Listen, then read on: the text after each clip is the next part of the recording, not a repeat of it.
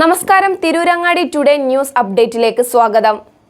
വീടിന്റെ മുറ്റം മനോഹരമാക്കാൻ തിരഞ്ഞെടുക്കുന്ന സ്റ്റോൺസ് ഏറ്റവും ക്വാളിറ്റിയുള്ളത് വേണം. ഏറ്റവും അഫോർഡബിൾ പ്രൈസിൽ ഏറ്റവും ബെസ്റ്റ് ഡെസ്റ്റിനേഷനിൽ നിന്നും.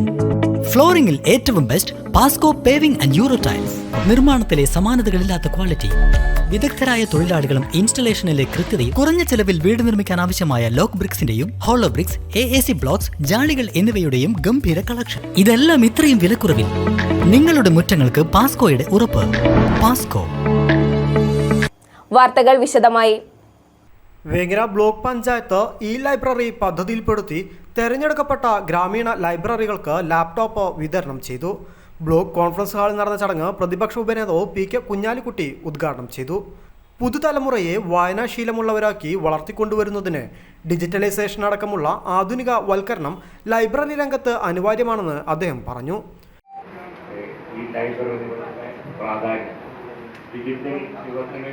പുതിയ വായനാശീലം നമുക്കറിയാം.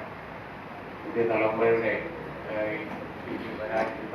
വരുന്ന തലമുറയുടെയൊക്കെ വായനാ രീതി അതുകൊണ്ട് തന്നെ നമ്മൾ ഇന്ന് പറയുന്ന ഈ കമ്പ്യൂട്ടർ വിതരണം വളരെ പ്രധാനമാണ്. ലൈബ്രറികളുടെ നിലനിൽപ്പിന് തന്നെ ഡിജിറ്റൽ സംവിധാനം നിർബന്ധമാണ്.